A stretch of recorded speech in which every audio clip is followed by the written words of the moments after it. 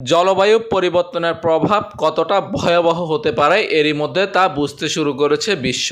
অন্যান্য প্রাকৃতিক দুর্যোগের পাশাপাশি বিশ্বের বিভিন্ন অঞ্চলে বাড়তে থাকা গরমে অস্থির হয়ে উঠেছে জনপদ। তীব্র গরমে যেখানে বাইরে বের হওয়াই দায়, সেই মুহূর্তে সামনে এলো আতঙ্কের আরেক খবর।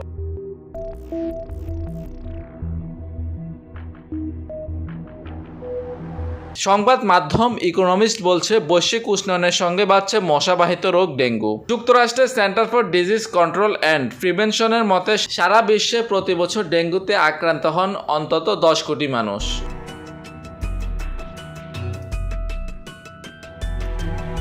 বিশ্ব স্বাস্থ্য সংস্থার তথ্যানুযায়ী 2000 সালে ডেঙ্গুতে প্রাণ হারান প্রায় 20,000 মানুষ। আর চলতি বছর বিশ্বে 40,000 মানুষ মশাবাহিত এই রোগে আক্রান্ত হয়ে মারা যেতে পারে বলে আশঙ্কা করা হচ্ছে।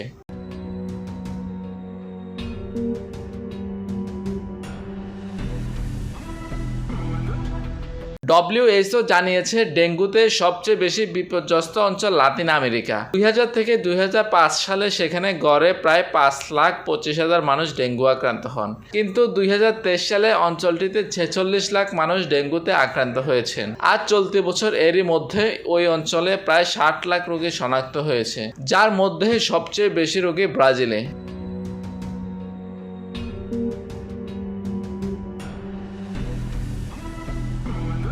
ইকোনমিস্ট বলছে, শুধু লাতিন আমেরিকা নয়, বিশ্বের সর্বত্র ছড়িয়ে পড়ছে ডেঙ্গু। বিশ্ব যত দ্রুত উষ্ণ হয়ে উঠছে তার সঙ্গে বাড়ছে এডিস মশার উৎপাত।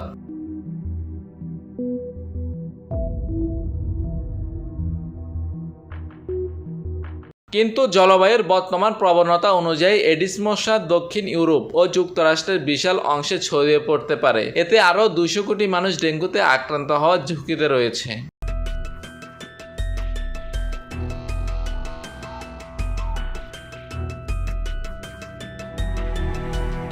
মশার বংশবিস্তারে সাহায্য করছে নগরায়নও। কিছু স্থানে এই রোগ আগে ছিল না, কিন্তু এখন দ্রুত ছড়িয়ে পড়ছে। এই প্রবণতা এখন বাংলাদেশ ও ভারতে দেখা যাচ্ছে। সাম্প্রতিক বছরগুলোতে ক্যালিফোর্নিয়া, দক্ষিণ ইউরোপ, আফ্রিকায় ডেঙ্গু আক্রান্তের সংখ্যা বেড়েছে।